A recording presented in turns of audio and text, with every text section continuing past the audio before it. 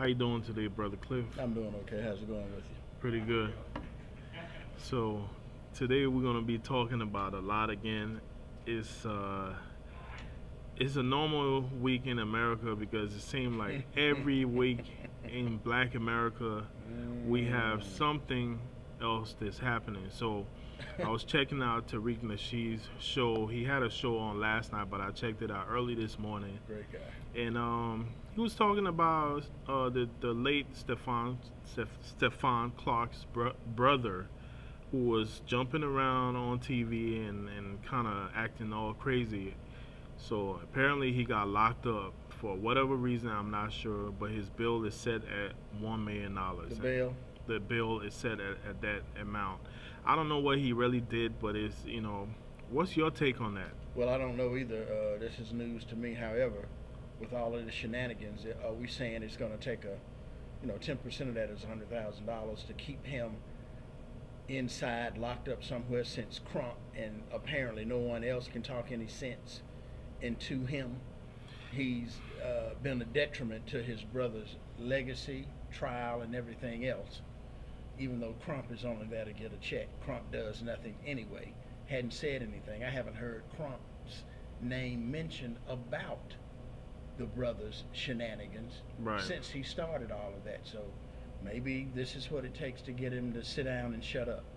Well, I'm pretty sure Crump did say something to him. I wouldn't doubt it. I'm pretty sure, maybe not to him directly, but at least the family, for him to calm down, tone down. But sometimes people have this 15-minute of fame thing in their brains that they're probably never gonna get that opportunity to ever be on TV again, so they want to act out.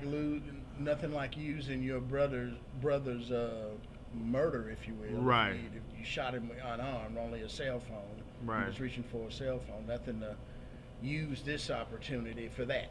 I mean, when you're dealing with folks that are ignorant, sometimes that's what they look at. They look at, oh, okay, I don't care. They just have this don't care notion about everything. I don't care, so I'm gonna get on TV and shoot my shot out there and show myself so I could get my little 15-minute of fame. Maybe something's gonna happen. I heard some commentary from some other people on YouTube and Facebook, and they didn't condone everything, but at the same time they said, well, this is his way of mourning. Well, you need to come up with a better way than that. Exactly. Mourning for his brother, this is his way of venting. You need to come up with a better way. Because in this particular case, you're only hurting the prospects of the trial, even though there will be no justice in it. It'll be a miracle if some justice comes out of it. So my thing is, I know normally when these things happen with police shooting an innocent black individual in the streets, in most cases, if it becomes publicized, the family gets some type of settlement, right? And that is, it just doesn't happen overnight. It's a process. But at this particular point in time, this dude's bill is set at $1 million.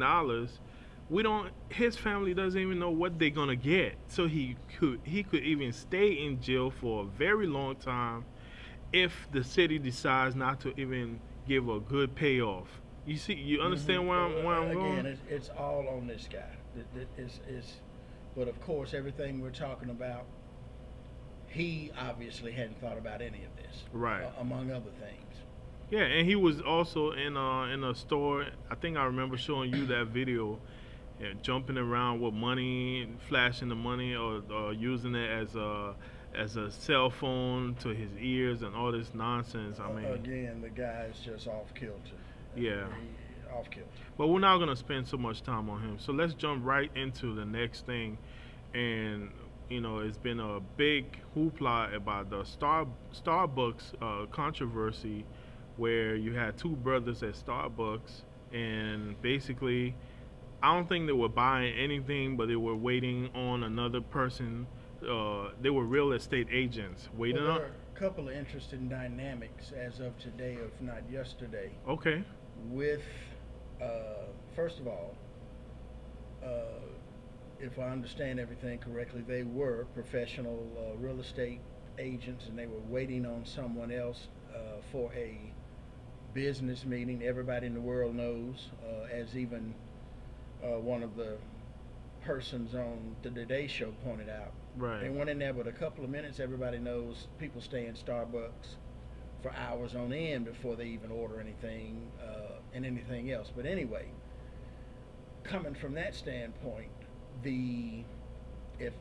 earlier when this went down, I think the police chief of Philadelphia thought his people did the right thing in removing the two gentlemen, after the CEO of Starbucks and the chief operating officer, Rosalind Brewer, Okay. the blackface that they've put on the public relations move.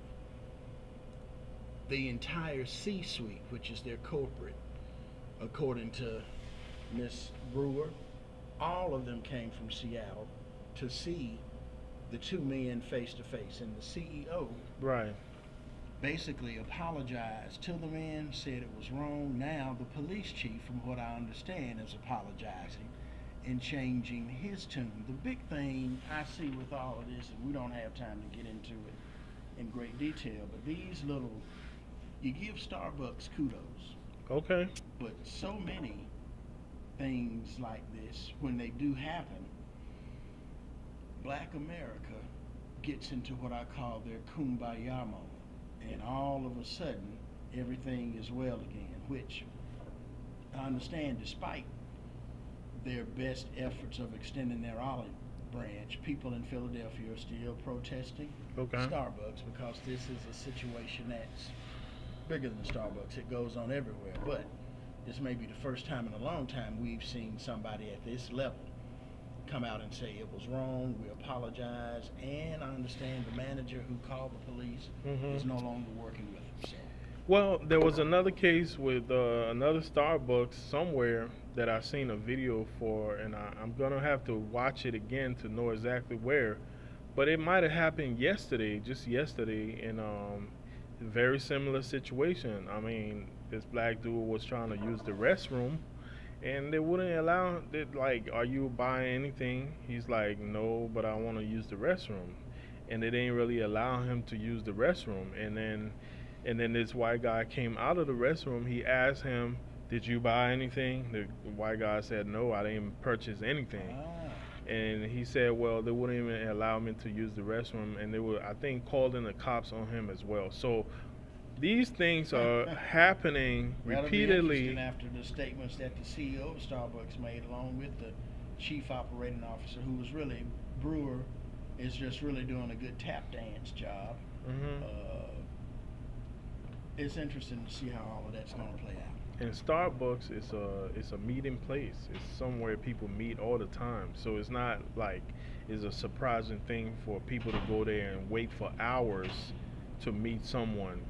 So, well, this thing could have far-reaching tentacles in all type of aspects. Do you think those guys are going to get some type of settlement as well?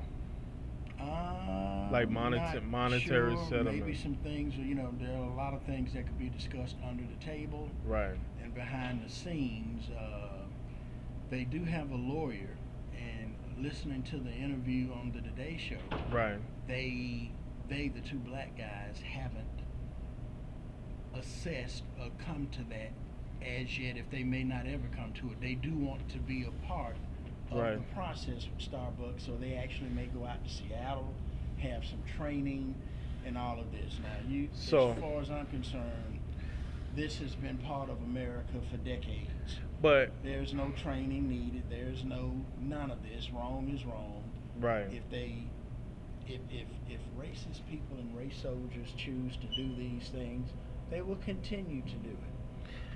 Black America is going to have to, if we ever do, figure out what we're going to do about handling our own business, right, to where we don't have to even worry about these things. Remember, I'm sure there are other ethnic groups that go into Starbucks all the time, Asian Americans, excuse me, Middle Eastern Americans, and you name it. Right. But again, with the history of America, it's always about the black American who we just can't stand and hate the most. Right. So, with this Starbucks situation, what I see coming out of it is a lot. I see everything from either a settlement because they're afraid that the guys will sue them. You know, I see, and it could be an under the table settlement, something like what you were saying, that we're not really going to know about the public. Well, I would think with the way Starbucks has handled it from a public relations point, they, and this is just me talking, of course, but you would think something under the table would be settled and never be brought to light yes, in the public. I agree. I agree. Maybe you do want to give the guys something and right continue to save face. They are But going. again, They are. that's, If you know. they're meeting, if those guys are meeting the CEO of Starbucks and meeting like important figures, I'm pretty sure they're gonna get some type of settlement because if nothing comes out of it, they are definitely going to sue. It's already a high-profile situation where the whole nation knows about it. And it may not even. I don't know how the legal aspects of it work, but right. it could be something that Starbucks hands are clean, and the city of Philadelphia gets hit with the things that they did for even coming to get the guys. So. Right. So to leave this on a positive note, I just feel like it's by time that we start supporting our black businesses, black coffee shops, you got coffee shops owned by black people, you got all kinds of businesses owned by black people. It's time for us to start really circulating our dollars and putting what's that saying? Put your money where your mouth is. Well, we will see. So we will see if that will ever come to fruition on a major scale, because it's gonna have to. It's gonna have to because if I had to look at it, no, we won't do what the hell we need to do. The marching, the protesting, the marching, protesting, and all this stuff. It's just like, it's really getting to the point where when they say they're marching about issues like this, I just laugh. Because what are we marching for, and who are you protesting to? It's like marching for what? Why are you having devotional, Sunday morning devotional hour on the courthouse steps in these issues and situations? It's just. But again, Black America will continue to be, comatose at the wheel. What do Christians say? Let's just pray. Yeah, let's just pray about it and walk around Zion. Not saying that I'm not a Christian or anything or mocking Christianity, but it's like sometimes praying all day is nothing. But anyways, that was it, and we need to wrap it up real quick. So thank you so much for the interview. Have a great day, man. You too.